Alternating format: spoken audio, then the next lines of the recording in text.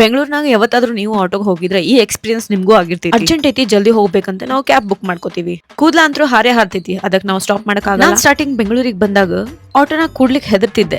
ನಾನು ಯಾವಾಗ ಸಾಯ್ತೀನಂತೆ ನನಗೆ ಗೊತ್ತಿರ್ತಿರ್ಲಿಲ್ಲ, ಯಾಕಂತಂದ್ರೆ ಅಷ್ಟು ಸ್ಪೀಡ್ ಓಡಿಸ್ತಿದ್ರ ಆಟೋ. ಅವ್ರಿಗೆ ಸ್ಟಾಪ್ ಮಾಡ್ರಿ ಅಂತ ಹೇಳಕ್ ಆಗಲ್ಲ. ಆ ಕಡೆ ಈ ಕಡೆ ಇಬ್ರು ಜನ ಕೂಡ್ಸಿ ನಾನು ನಡು ಕೂತ್ ಬಿಡ್ತಿದ್ದೆ ಹೆದರ್ಕೊಂತ.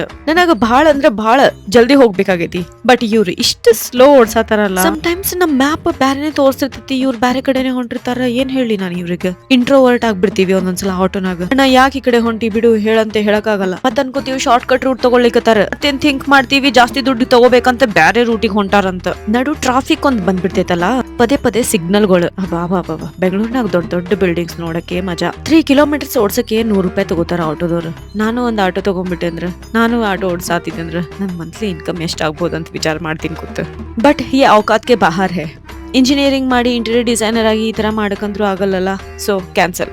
ಆದ್ರೂ ಒಂದಿನ ಆಟೋ ಮಾಲೀಕ ಆಗ್ಬೇಕಂತ ಇಷ್ಟ. ಫುಲ್ ಸ್ಪೀಡ್ ನಾಗ ಕೂಡೋ ಆಟೋನಾಗ ಕೂತಿ ಈಗ ಸ್ಲೋ ಆಗಿ ಆಟೋ ಹೊಂಟೇತೋ ಏನ್ ಖರೇನೆ ಆಟೋ ಸ್ಲೋ ಹೊಂಟೇತೋ ಅಂತ ನನಗೆ ಗೊತ್ತಾಗತ್ತಿಲ್ಲ. ಮುದ್ದಾಮ ನನಗೆ ಯಾವಾಗ ಜಲ್ದಿ ಹೋಗ್ಬೇಕಂದಿರ್ತೀವಿ ಅವಾಗೆ ಲೇಟ್ ಮಾಡಿ ಕರ್ಕೊಂಡು ಹೋಗ್ತಾರ. ನಿಮ್ ಜೊತೆ ಹೆಂಗಾಗೈತೆ ಎಕ್ಸ್ಪೀರಿಯನ್ಸ್ ತಿಳಿಸ್ರಿ ಒಂದ್ ಸ್ವಲ್ಪ.